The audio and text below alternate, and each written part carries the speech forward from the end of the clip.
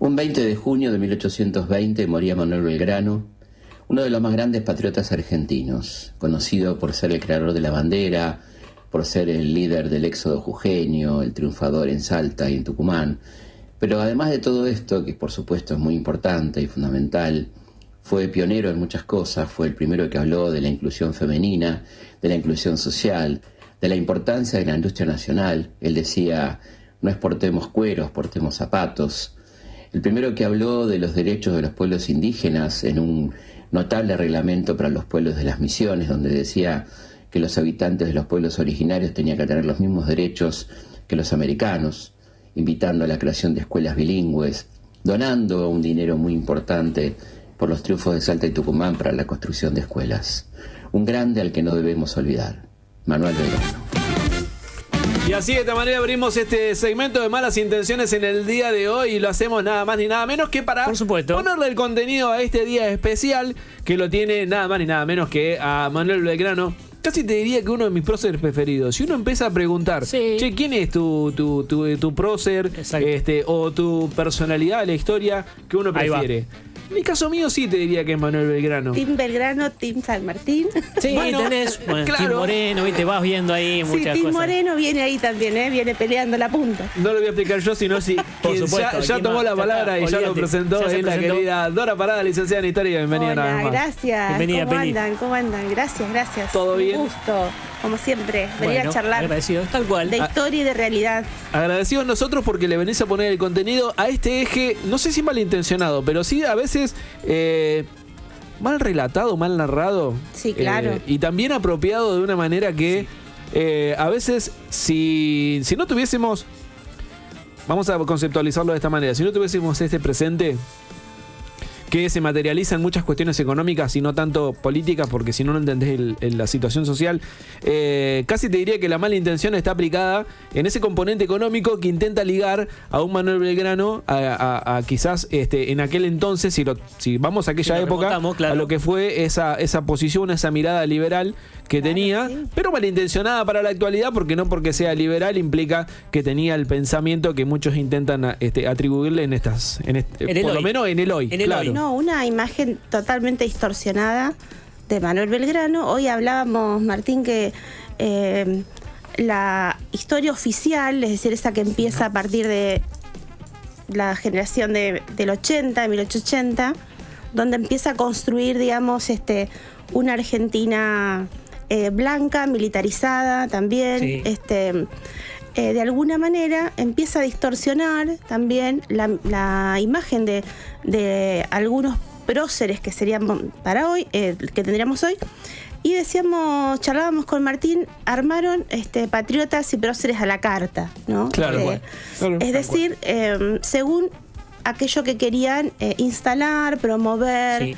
Entonces, sobre todo esta historia mitrista que sabemos que ensalzó a San Martín, pero porque no lo quería Belgrano, digamos, al punto que cuando, este es un datito de color que lo cuenta Felipe Piña también, sí, a quien siempre estamos promocionando acá porque realmente es un gran divulgador y muy conocedor. Es parte de la historia, ¿no? Cuando llevan los restos de Belgrano al lugar donde están hoy, sí, que ya estaba empezando el siglo XX, digamos, le regalan, le sacan los dientes y se los llevan de regalo a Mitre.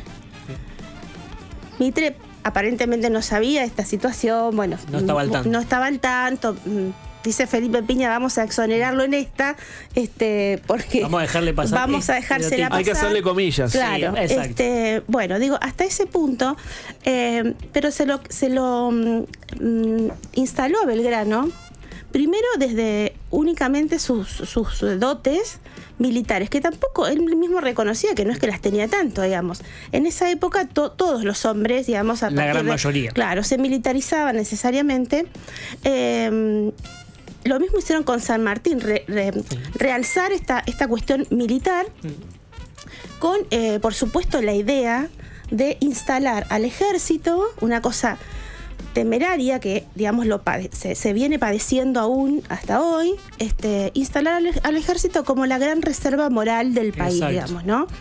Entonces, eso por un lado. Y por otro, este pensamiento económico de Manuel Belgrano, que efectivamente estaba vinculado al liberalismo, que era el pensamiento que en ese momento también sobrevolaba, digamos, y estaba como muy instalado tanto en Europa. Pensemos que en 1776, unos años antes de que él arribe a Europa a estudiar, va a salir el libro de Adam Smith. Es verdad. Uh-huh. Entonces él empieza a interesarse una vez que viaja a Europa, empieza a interesarse por una nueva ciencia que va a ser la economía política. Una corriente. Exactamente. No termina estudiando, digamos, para ser un gran comerciante como quería su papá. Se recibe de abogado igualmente, pero va a ser un gran pensador. Y vamos a tener muy tempranamente pensamientos, propuestas, porque todo lo pasaba por escrito y tenía una virtud muy interesante, es que él, todas las propuestas que hacía, también le incorporaba la forma de financiarla. Es verdad. ¿Sí? Entonces, va a tener un pensamiento muy disruptivo porque él empieza a hablar muy tempranamente del proteccionismo económico. Sí, claro. ¿Sí? Nosotros hoy sabemos que, por ejemplo, el gran país liberal por excelencia, además de Inglaterra, es Estados Unidos. Sí. Pero eso no quita que sean proteccionistas. No, tal cual. Si la mirada no apunta a eso. Exactamente. Pero aparte son celosamente proteccionistas. Celosamente proteccionistas. Hablaba de la industria nacional, de la importancia de la industria nacional. Una frase de él que quedó escrita y que también muy pocos conocen, es no exportemos cuero sino zapatos, ¿no? Clarísimo. Entonces, la riqueza de las naciones, así llamaba además el libro de Adam Smith, bueno, es más largo el título, sí, pero lo vamos a resumir, tenía que ver con esto y tenía que ver con no traer las materias primas de otro lugar si se podían producir, ¿sí? En el lugar de origen. Entonces poner en valor las materias primas y a partir de ahí darse al comercio. Ese era un gran pensamiento de Belgrano, que quedó absolutamente opacado. Belgrano hablaba a fines del siglo XVIII, del siglo XVIII, ya en 1790, 95, él hablaba de la educación gratuita y que tenía que ser el Estado quien se ocupara de la educación. 100 años antes que Sarmiento. Claro. ¿Sí? Claro. Para poner en contexto, claro. Exacto. Sí, y hablaba de la educación de las mujeres, que las mujeres estaban perfectamente en condiciones de recibir la educación en todos los niveles. En un concepto de igualdad. En un concepto de absoluta igualdad de género, en todos los niveles, incluido el superior. Cuando él decía esto, cuando en Buenos Aires ni siquiera había universidades, ¿sí? Sí. Entonces, ¿esto qué nos trae, chicos? Una cosa como súper interesante de pensar, pero digo, por supuesto fue que estuvo en la primera línea de 1810, ¿no? Fue el maestro de Mariano Moreno.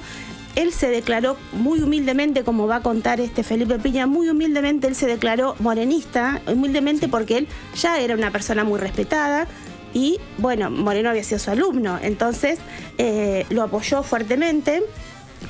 Entre saavedristas y morenistas ya había una grieta ahí, ¿no? Sí. Pero a partir de ahí también viene todo este pensamiento que ya estuvimos charlando en su momento en mayo, sí, que es, bueno, ¿qué tipo de país se empieza a construir después? Y Belgrano va a ser uno de los pensadores más peligrosos para los sectores reaccionarios, uh-huh, que, bueno, estaban del lado de la independencia porque no se podía estar en otro lado, digamos, ¿sí? Entonces, aún estos sectores que formaron parte de estos nuevos gobiernos, sí, el triunvirato y demás, van a ser sectores muy, muy reaccionarios que van a ver en Belgrano una persona muy peligrosa, al punto de que empiezan a mandarlo, lo embarcan en cuanta misión imposible había, ¿no? Siendo que Belgrano era absolutamente y positivamente el más preparado en términos de gobierno. Sí. ¿Sí? Académicamente estaba muy preparado con una vastísima experiencia en el trabajo en la burocracia virreinal, digamos, conocía a la perfección el trabajo del Estado. Era la persona realmente mejor preparada para gobernar. Bueno, ¿qué hicieron? Lo mandaron ¿a dónde? Al ejército primero del Paraguay, después del norte, ejércitos devastados. Claro. Igualmente una persona muy ingeniosa que además se supo rodear con de generales, coroneles, digamos, muy valiosos, con mucha picardía, que terminan ganando algunas batallas que para nosotros hoy son fundamentales. Y fueron históricas, claramente. Fueron históricas. Icónicas, pero recordadas. Exacto, y las ganan en realidad con esa picaresca criolla, ¿no? No siempre, ante un ejército realista, digamos, altamente superior, ¿no? De hecho, en Tucumán. Armamentística, sí, pero. Claro, de hecho, en Tucumán, bueno, lo que hace la Madrid, por ejemplo, que estaba bajo las órdenes de Belgrano. Sabemos que la Madrid, realmente una de las personalidades más inteligentes, más brillantes, que hace, prende fuego todo el pastizal, no se veía nada. Y empiezan a saltar langostas por todos lados. Y esas langostas caen por millares en el ejército realista y como no se veían, les empiezan a caer y a rebotar. Entonces, ¿qué es lo que piensan en lo inmediato, no? Bueno, que son miles de balas que vienen de miles de soldados. Por el ruido que inclusive hacían. Claro. Sí. Nada más lejos de la realidad. Entonces terminan en retirada del ejército español. Esto realmente es muy gracioso. No, sí, tal cual. Pero de un ingenio, ¿no? Bueno, talentoso en ese sentido, en el arte bélico. Sí, porque además él se supo tuvo la generosidad. Bueno, estaba Dorrego con él también. Bueno, en Tucumán se va a encontrar en Salta, primeramente con San Martín. Y van a estar cerca de un año juntos. A San Martín era otro que lo volaban cada vez que podían para algún lado para sacárselo encima. Bueno, van a estar un año en Tucumán en una academia militar que arman ellos dos y ellos eran los profesores. Hoy tendrían millas de vuelo, imagínate. Pasa que hoy tendrían, sí, una de millas. Lo que cuenta Dora en circunstancias de la actualidad, inclusive la que nos tocó transitar a nosotros en épocas en las que obviamente estamos en proceso formativo de la educación, ya sea primaria o secundaria, tal cual. Tiene que ver con esta mala intención. Excelente el poder de síntesis que ha captado y la verdad Peli. Consumió años y años. Sí, porque no solamente lográs conjugar lo social de, en este caso, la personalidad de quien hoy le estamos rindiendo homenaje, sino también la inteligencia militar que poseía. A nosotros nos privaron de lo social en términos educativos para contarnos las proezas bélicas que tuvo Belgrano. En cada proceso que nosotros transitamos educativo, ya sea secundario o primario, los grandes volúmenes o por llamarlo así, ¿no? Por ponderar también a la editorial y la literatura, nos hablaban de la nobleza con la que combatía Belgrano, pero en ningún momento la proeza con la que de alguna manera te bajaba circunstancialmente línea de cómo debería haber sido, según su mirada, lo social. Porque claro, uno dice siempre, la historia la escriben los que ganan, ¿no? Pero Belgrano era uno de los que ganó. Claro, pero en ese espacio que compartía con otros, él claramente era una molestia, ¿no? Y también, y respecto de la bandera, ¿no? Que hoy se instituye el Día de la Bandera precisamente por el paso a la inmortalidad, digamos, donde también se ha peligrosamente romantizado la muerte en la pobreza de Belgrano, cuando en realidad es terrible, chicos, es terrible lo que pasó con él. En realidad cuando él crea la bandera, digamos, le mandan a decir, primero cuando recuerdan los dos batallones, digamos, Independencia y Libertad, a él ya Rivadavia, que estaba a cargo, digamos, de los primeros gobiernos que vinieron después de 1810, le va a decir, bueno, muy cercano a Rivadavia, por supuesto, a los intereses ingleses, va a ser el primero que contrae deuda y nos dejó como atados. Famoso empréstito. Claro. Arrancamos de ahí en ese momento. Exactamente. Y eso no te lo cuentan. Claro, no. Rivadavia todavía tenemos una gran avenida, digamos, tenemos lo dejó tatuado en el sillón que tal venía. cual. Entonces, Rivadavia realmente le pega un reto bárbaro, le dice, esconde esa bandera, que no, es más, en los escritos está que no quede, digamos, ningún vestigio de esto, por favor, basta de inventos. Tal cual. Y él le dice, bueno, está bien, ¿no? No la enarboló, no la sacó más, pero la guardó, no la tiró, no la quemó, ¿sí? Entonces creo que hoy tenemos bandera también por esa desobediencia solapada que tuvo Belgrano, que también marcó un camino. Que marcó un camino y que va a ser en eso una persona muy consecuente, ¿sí? Porque lo que a uno le parecen disparates, ¿no? Y de hecho la historia oficial, como decíamos, todo lo que él dijo que no fuera militar le parecían disparate, entonces no lo tomó, o social. Bueno, en la Declaración de la Independencia él va a tener junto a San Martín un rol central. Primordial, ¿sí? Primordial, porque cuando él vuelve de Europa en esa época, él había tenido que hacer un viaje por las derrotas en el norte, lo llevan preso. En realidad lo habían mandado a San Martín a que lo apresen. San Martín no quiere, se queda un año con él. Niega, claro. Más de un año lo hacen bajar, digamos, a Buenos Aires, lo meten preso un tiempo. Después le dicen, bueno, tenés dos opciones, digamos, o te quedas preso, él va a estar preso en Luján, o estás preso o te vas de misión diplomática, digamos, con su archienemigo Rivadavia a Europa. Bueno, eligió el mal menor, digamos. Tal cual. Y arrancó para Europa a ver qué pasaba allá. Él se encuentra en Europa con una sociedad absolutamente reaccionaria, ya estaban volviendo las monarquías, sí. Nada que ver con el tiempo en cuando él fue a estudiar, ¿no? Porque, era otro contexto. Claro, él va a estudiar a Europa en 1789, año crucial, si los hay, de la Revolución Francesa y demás. Bueno, él se encuentra con otro panorama. Llega a tiempo, dice Piña, llega a tiempo para ir al Congreso y explicarle a los congresistas qué había visto allá. Entonces él dice, bueno, acá, muchacho, la verdad que están reyes por todos lados, nadie nos va a dar bolilla con el tema de la independencia, la en coche, ese es su discurso. Entonces, bueno, empezaron a delirar mucho, un rey ruso, otro de no sé dónde, Brasil, etcétera. Entonces él dice, bueno, no, pero si vamos a poner un rey, pongamos uno de los nuestros, pongamos un rey inca, el hermano de Tupac Amaru. Entonces, bueno, Anchorena, el congresal de Buenos Aires, dice, no, pero uno de la dinastía Chocolate, dice, van a poner así lo llamaban, un borracho, etcétera, etcétera.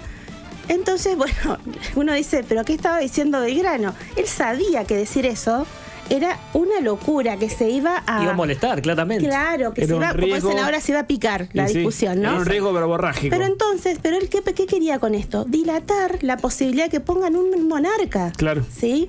Y lo logra. Lo logra efectivamente, porque después se termina declarando la independencia de España, y por una acotación que hace San Martín, tienen que volver a redactarla y poner de toda dominación extranjera, ¿no? Entonces hay ambos, como dijo Chávez en su momento respecto de su trabajo con Néstor Kirchner, bueno, fueron grandes conspiradores, digamos, ¿no? Claro, cuando hicieron la ENOSUR. Sí, exactamente. ¿Sí? Entonces, digo, todas estas cuestiones muy pocas veces se conocen, no es lo que se escucha en los colegios, ¿sí? Se lo pasa muy por arriba. Sí. Se lo siguen visibilizando a pesar de las circunstancias y sobre todo las grandes proezas que... Y se lo conceptualiza como bien marca Peli en un contexto que quizás... y lo que sintetiza bien fuera, digamos, ¿no? Peli en este sentido es que, a ver, seguir invisibilizándolo no es ni más ni menos que seguir aportando a la desobediencia de quienes lo leen. Hay una intención clara de todo eso. Porque clara, bien marcada. Por eso decíamos, volviendo a Belgrano. Volviendo a Belgrano implica también tomar ese guante, esa reverencia, hacerle al prócer, al gran prócer argentino, y también leerlo en términos sociales. Correcto. En términos sociales, hoy en día, como se está trabajando desde el punto de vista histórico por parte del Poder Ejecutivo Nacional, no hace más ni menos que a cada uno de nosotros ponernos un llamado de atención y ponernos a leer el otro costado de Belgrano. Miren, un detalle muy interesante, sabemos que él hace un donativo, lo veíamos recién en el video. Sí. Él dona el dinero, Piña dice muy importante. Piña hizo un estudio, primero que a dinero de hoy sería algo entre 4 y 6 millones de dólares, digamos, cuando logra que le pague el gobierno instituido, sí. Y ese dinero él lo dona, no una parte, dona absolutamente todo para la construcción de escuelas. Felipe Piña se tomó el enorme trabajo de hacer el recorrido de por dónde siguió ese dinero. Él le dice el dinero B, digamos, claro. La ruta del dinero B, ¿no? Bueno, se la afanaron. Olvidate. Ninguna de esas escuelas se estaba terminada cuando él, al momento de morir, él muere en 1820. Sí. Y la última, en realidad, que por supuesto se construyeron con otros fondos, claramente, la última se termina de construir en el año 2005. Mirá. En Jujuy, 2005. Fíjate hasta qué época llegó, ¿no? Desde La verdad que para nosotros es una gran satisfacción una vez más volver a leer a Belgrano, pero hacerlo a través de la mirada y la síntesis y el poder de síntesis de la querida Dora Parada, licenciada en Historia, que podés seguirla en redes, en @parada.dora.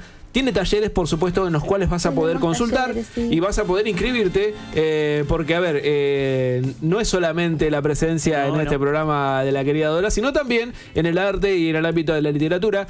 Vas a volver, lógicamente, porque tenemos una entrevista preparada literaria y vas a venir también a acompañarnos. Así que... Sí, ahí van a encontrar recomendaciones de libros. También por acá dejé hoy unas imágenes de algunos textos de Belgrano que recomiendo mucho. El de Felipe Piña. Exacto. Muchísimo, el de Florencia Canale. Lo vimos ahí, sí. Amores Prohibidos, también, porque nos hablan de un Belgrano más humanizado realmente. Sabíamos más a como era el persona. Vuelvo con mi intención de que tenés que hacer un podcast para WhatsApp. Lo tenés que hacer. Lo vamos a hacer. Es muy sencillo y tenés que animar. Por favor, enséñenme porque estoy un poco... no, bueno, es un canal más. Una vez que le agarre la onda, chicos, pero salgo como Belgrano, pico como Belgrano. Agarra viaje como Belgrano. Señores, nosotros así de esta manera cerramos el segmento de Malas Intenciones. En el día de hoy, ni más ni menos que le pusimos la letra para volver a Belgrano y sobre todo entender cuál es el eje central por el que transitan muchas de las miradas que en realidad tienen esta mala intención y bien asertiva tuvo la querida Dora Parada para ponerlo en palabras en este segmento. Gracias, Dora. Gracias, chicos. Gracias. Nos vemos la próxima. Cerramos el programa del día de hoy agradeciéndoles a todos y ya se vienen las chicas de Fingiendo Cordura, le pedimos disculpas porque le robamos unos minutitos, pero ya vienen, tienen programación hasta las 0 horas. Se quedan con el querido Eric Aguas en el control central, el querido Santiago Díaz en la presión técnica, gracias a la co-conducción del querido Walter. Como siempre. Mi nombre es Martín Contreras, nos volvemos a encontrar el día martes para hacer esto que denominamos 0 a las.